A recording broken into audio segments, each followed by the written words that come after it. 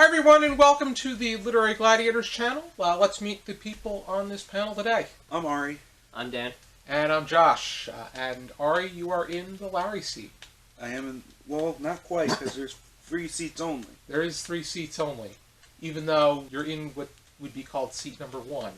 And do you think Larry would only move out a shot if there were 3 people on the panel, or do you think he'd move out a shot regardless? He'd move out a shot regardless. Okay, so that would technically be... Okay. And speaking of which, we hope to have you back here soon, Larry. You'll definitely see him by the time we reach the Alphabet Roundtable read. Today we're going to be doing Over Under. Back in Season 3 we did an episode where we spoke about overrated and underrated works and writers, so I thought we would do a little bit more of this now and just talk about works that we think are overrated and underrated. We'll start with overrated. Ari, what do you think is an overrated work?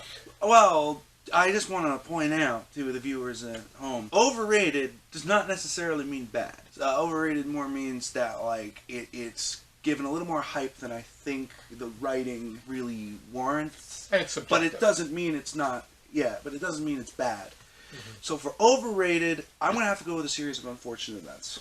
I think it's a very overrated series. I think the writing for the whole series is a little bit complicated. There's a lot of characters, and like all the characters seem to come back in the last 2 books or so, and it's just really a lot of it's a little bit confusing if you kind of don't know where you're going. I think a series of unfortunate events is what I would consider to be good, but overrated as in I don't think it's as good as what a lot of people tend to advertise it as. Do you think it gets to a point where it becomes overrated, or did you, because... I think once you start getting past the Vile Village, it dips in quality. Okay. I don't think it's as good after that. I mean, but I think in general the whole series is a little overrated, because the catch is that it's these unfortunate things that happen. I mean, it is a good, because the first book I thought was excellent. Yes, the books are good, yes. The second book I thought was good, but I'm getting that feeling that it's going to get to the point where I become agitated and annoyed. You haven't finished the whole series yet? I only got to the second book. So I've read all 13 books, and it definitely gets more convoluted as it goes on. I don't know if you've read it, Dan. I've not read up to 13. I read the first 10, and I'm rereading them again now. So you probably noticed that as you get to like Vile Village, Hostile Hospital. What is Vile Village again? That's number 7. 7, okay. I'm on book 5 right now. Moving forward, you've got the adventures, these are also very predictable, obviously because of the nature of the book, it's very predictable. But I do think Series of Unfortunate Events is a great series, but I think that it's given a little bit too much attention, a little bit too much, it's a little overrated in my opinion. I don't think it's as good as I've heard people describe it as. I think it especially got a lot of attention when the movie with Jim Carrey came out. Yes, and then the Netflix series. Yeah, I mean... The Netflix series I thought was way better, though. The Netflix series is the entire thing, with major differences, though. I think Series of Unfortunate Events did better as a Netflix series. The books are kind of hard to I think... hang on. But they're good. I just think they're overrated. Okay. What would you say is an overrated work, Dan? Okay, so this is from a series that was pretty popular years ago, the Hunger Games trilogy. I thought that was a pretty overrated series. Don't remember, I read the Hunger Games and I saw the movies. I thought they were pretty great, but the praise people give it, I don't think it was all that great. Like, I feel like the third book was kind of unnecessary, if I'm being quite honest. The third book, Mockingjay, was just... I didn't like it. The second and third book were unnecessary. I've only read the first one. The first book was great. The first book was great. I like the first book, and the thing is, I think the second book was a great follow-up. It's just the third one, just like, it wasn't Hunger Games anymore. It was kind of just more just a revolution. Yeah, they had the seeds of, like, revolution in the first one, but the first one just focused on the game and everything like that. The second one is, like, where the seeds of revolution were planted. And then the third book is just all of the revolution. But the revolution was just so boring, honestly. In a way, that kind of reminds me of the Lord of the Rings trilogy, too, where it starts out being about the journey, and then it kind of becomes more battles and stuff. You have Frodo and Sam always going on that journey. That's true. To destroy the ring. But I can understand what Dan is saying about Hunger Games, and I've only read the first one, so I'd have to read the other 2 to get a feel of how overrated. I think they came out with like a prequel recently. The thing is, I haven't read that. As I already said, the thing's overrated doesn't mean bad. It's just the thing is, I don't think like the hype that it got when it first came out, like, cause like what got me to read it was because of the hype of like what people were saying how great it was, and like I read it, and I'm just like, it was like the first book deserves the hype. The rest of the series as a whole, not so much. It's kind of overrated in my opinion. Once you get the second and third one, to me, just felt like she was boiling the pot. The second one was just what you would call an all-star season. Now you got the chosen one, and then the third one. How many people can we kill? Oh, we need a conclusion that at least most of the people. I do not like books that are how many people can we kill kind of books. I hate that. Mockingjay is that. Okay, so I probably will. You're giving me a vibe not to read the last book for sure. I felt like I had to read those Catching Fire and Mockingjay, but to me, The Hunger Games was good enough. Yeah, I liked The Hunger Games. The first one was pretty good. I think I think the book is actually better than the movie. I was checking my Goodreads to determine what were statistically overrated and underrated works, and I actually came up with quite a few, but because everybody's doing one, I thought I would do one as well. I'm going to go with the one that has the best average rating, but to me was not that good, in my mind, was The Song of Achilles by Madeline Miller. It has an average of 4.33, and I only gave it 2 stars. To me, it felt like The Real Housewives, kind of like a reality show where everybody, all they do is whine, moan, complain, argue. To me, everybody was so angsty. And works that are driven by romance, to me, are not. I don't enjoy reading them. The thing with The Song of Achilles is that it really got a boost because it was a book top darling. Book Talk really has had an influence on the success of books. Song of Achilles was one such book, and I'm not part of that hype. And it's unfortunate because Madeline Miller is very knowledgeable on the subject. I wasn't able to quench her enthusiasm. I've not read that. Is like you said, it got a really good rating on Goodreads, but you just personally think it's not quite as good as the rating? No. I personally think it's not as good as the rating. I once was looking for a book recommendation at the library. They use a computer to determine book recommendations, which I personally would rather get a recommendation from a human. Yeah, me too. Yeah. Because you never know what you're going to get with a human. Yeah. Computer, I mean, that's a whole group of people, but like everyone has subjective opinions, like we're saying here. A computer, it has the more well-known, popular works. It was historical fiction was the category, and Song of Achilles popped up. I had read it, I didn't like it. So, moving right along.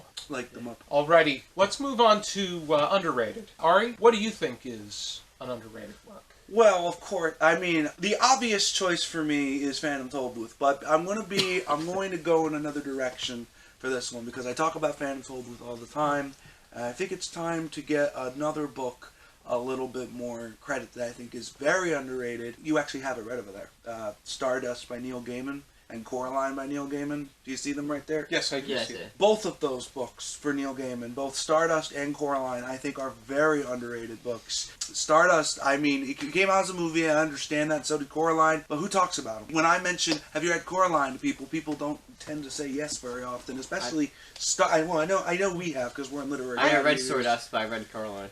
You didn't read heard Stardust? people, but I heard a lot about Coraline when it was that coincided with the release of the film. Right. I would say of the two, Coraline more people know about. But Stardust is good too. It's like this half adventure, not half. It's like a third fantasy, a third adventure, and a third romance, and it's definitely a little bit outside of what Neil Gaiman normally does.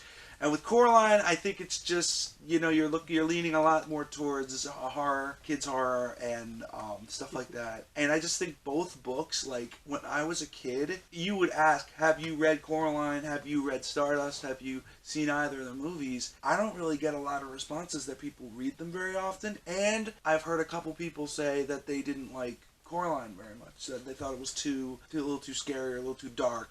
I think Coraline is really an underrated work. Scary? Yeah, I mean, it depends on who you ask. And among readers and especially Neil Gaiman fans, you will get a lot of... Yeah, Neil Gaiman, I think Neil Gaiman is actually kind of like he's like a cult author. Like, a very specific group of people like Neil Gaiman know about Neil Gaiman. So that's why I'm also putting this in an underrated category. I mean, you could also put other works in there. The Graveyard Book, or the one that we went over, the one that you guys went over, Ocean at the End of the Lane, Neverwhere. Right. But these two, I think, are the ones that aren't talked about as much. Graveyard Book, I've heard talked about a lot. Ocean at the End of the Lane, I've heard about a lot. Neverwhere is number one. Coraline and Stardust, I think, definitely fit the criteria for being underrated. And I think if you have not read Coraline and if you have not read Stardust, I would strongly recommend, if you're more into horror, read Coraline. If you're more into fantasy, read Stardust. I would They're say, both excellent. but I would say I still hear more about Coraline than many of his other. Yeah, if I'm gonna be honest, I hear about Coraline more often than I hear about Stardust. Yeah. I didn't know they even made a movie of Stardust. Yeah, that Stardust was a great movie. Yeah, you should check it out. Dan, who do you think is an underrated? I'm gonna go with an author on this one. I'm gonna say Agatha Christie. Woo! I don't think the thing is that she gets enough credit for her work as people give her credit for. She's written a lot of mystery novels, and one of my favorites is Then There Were None. Yes. Or as other names it goes by. And Then There Were None is actually the book that has sold the most copies of everything other than the Bible or Shakespeare.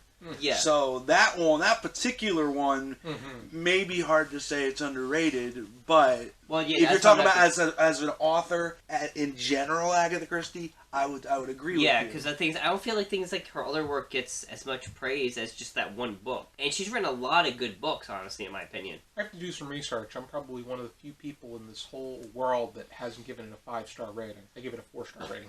Yeah. I don't think it's the most perfect book. I think it's good, but it's not even my favorite Agatha Christie. My favorite Agatha Christie is probably going to be. I'd have to think about this actually. Probably, The Clocks was really good. I thought The Clocks was really good, but I think I gave it a lower rating. And Then There Were None, I don't think is my favorite Agatha Christie, but it's up there. I liked Then There Were None better than The Clocks, for sure. There's a reason why I like that one the most. There are just so many that I just can't pick one. You know what? Mysterious Affair at Styles is probably my favorite one. Okay. Wasn't that her very first? Yes. Okay. And it still holds up very well. But there are books out there that people don't know about with Agatha Christie that are excellent. The Clocks being one of them. Yeah.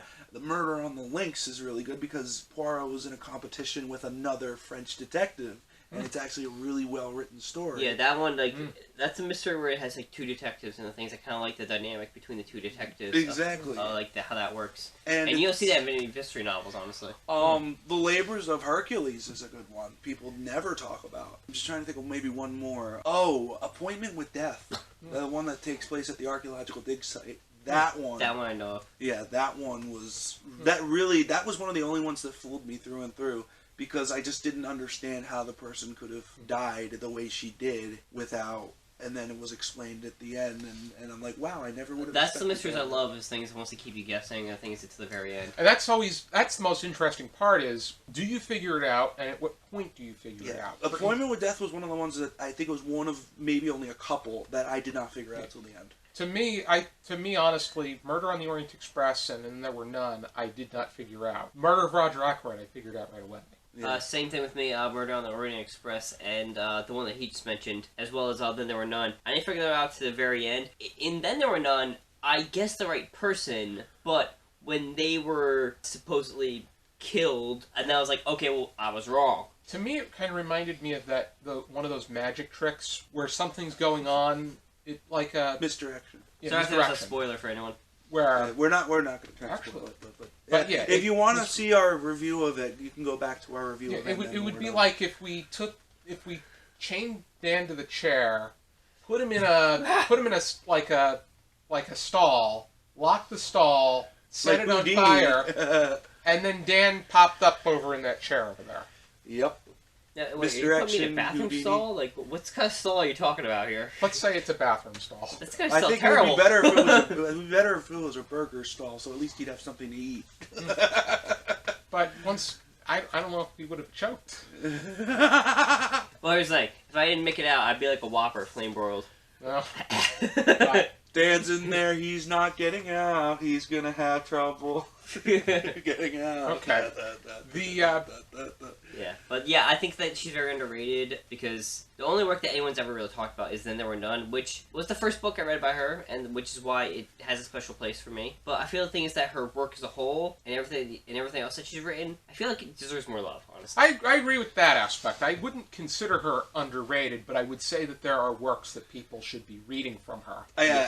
Because she has so many works, it's hard to read all of them, and that's why it's underrated. Everybody does talk about Then There Were None. Now, just a quick to go on overrated. I want to go over it just for 1 second. I know a lot of people really like Miss Marple. I think she's overrated. I think the Miss Marple books are overrated. Like Bonnie in the Library. I think the Mirror Cracked, I think, is a Marple one as well.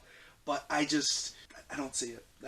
Little old lady who has no experience with detective work, and she's the one that solves everything. It's just a little overrated in my opinion. But Poirot is, mwah, I love him. Yes. Chef's kiss indeed. Belgian chef's kiss, not French. Okay. But I would say that Rabbi Aviva Cohen is underrated. What? I think my mom writes Viva Cohen very similar to how she writes Marple, but she does it better. Yeah, I think that it has a greater reflection Which of herself. is saying something about even though Miss Marple and and I like that she ultimately has pointed out that it can get the fact that a rabbi is getting into information that primarily only detectives I'm also have a little biased on my end, but I think my mom did a great job fleshing out the character of Viva Cohen. I mean, she does definitely remind me of Miss Marple. I just think Miss Marple was overrated because, not necessarily because of her, but just the way... The stories I don't think were as strong either than the Poirot ones.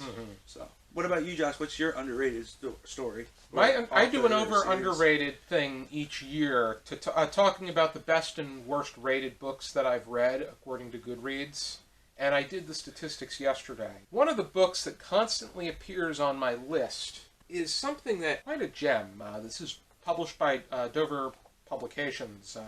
Great French Stories, edited by Paul Negri. It has an average rating of 3.35. That's mediocre. Back then, I was only giving it... I only did solid star... I didn't do half-star ratings. Based off of that system, I'd give it 4.5 stars. And this has quite some gems in here. We went over Micromegas by Voltaire, which I thought was brilliant. It has to do with citizens from other planets and moons coming to and exploring our planet and how small we are compared to them. Interesting. Where someone from one of the bigger planets, they can practically fit their whale, they could fit a whale on their fingertip. Oh my god. That's how big they are. Yeah, how big they are and how meaningless we are. It's like Horton Hears a Who. I get kind of. You have Guy du Maupassant, who the necklace is in this collection. I do like Emile Zola. I would say he is underrated, especially among French writers. There's not a lot of discussion about him and his Rogan MacCourt series. I thought The Attack on the Mill was a good work. I also like Matteo Falcone by Prosper Mérimée, because, funny enough, they refer to officers that are known as Caporelli. Yeah. Oh, wow. I thought your name was Italian. Is it spelled the same way? The way that they spell it here is Caporal. There's a whole story on the way that our name was spelt when my relatives. Oh yeah, came like over when you go through Alzheimer's, sometimes they change their name. from They Italy, letters, names. because we thought it was spelled differently, but a relative of mine said it wasn't. I mean, last names do translate into different things. Like, if someone's last name is Smith, chances are that they're from a family of blacksmiths. Yeah. See, if your last name is Cooper, Miller. from a family of barrel makers. Cooper, you said? Yeah. Okay. Yeah, the Mauer is Masons. Mm-hmm. But Mason is also Mason. Yeah, I mean, you're... Schneider is Taylor. And Gans is Goose. Right. So... Quack, quack. Miller is someone who was a Miller. Yep. I don't know what mine is. Car dealership, I guess. Car dealership. There's a car dealership with my last name. In Come on down to Marseglia Chevrolet, where you could get all your cars. Arrivederci. At the Black Horse Pike. But Caporelli Pet Supplies is a real thing, so I don't want to do an advertisement for that. You haven't made it to radio yet. I actually ranked this as my 10th favorite book that I read in 2016. You rank like a collection of short stories among your favorite books? I rank books. Yeah, books. I don't rank... Is that the only short story collection in your top 10? Is that like your favorite short story collection, or do you have ones above it? I'm known for dipping in and out of them. The only time I will rate and rank... Actually, technically I rank all of them, but I only release my top 10. I only do it if I finish the complete collection. Right. I'll often dip in and out because, like, we're going over a work or I'm looking to read a certain work. And this is not expensive at all. This was $3.50. $3.50. Yeah, it was... Dover Publications publishes their works for very cheap. I mean, people will argue, oh, then quality may not be as good, but I found that the quality was halfway decent, if not better. When I do get Dover publications, I like to get it directly online, because if it goes through retail, price ends up being more than it needs to be. So I like to go to the site itself. And I mean, they've sent me catalogs because they know that I'll take advantage. Yeah, I think that's a good list of over and underrated works. And if you guys out there, you have any books that you, or series or authors you think are over or underrated, you can put them in the comments below. And we can definitely do more of these, because we could probably come up with more as we read more. Yes. Thank you for tuning into this video. I hope you check out some more videos from our channel. If you like what you see, please subscribe. We are on our way to 2,000 subscribers, and hopefully you can be one of them. If you really, really like what you see, please support us on our Patreon, where the money that we make will allow us to provide you, the viewer, with even more great content. For now, and as always, we encourage you to keep reading. Keep reading. Keep reading.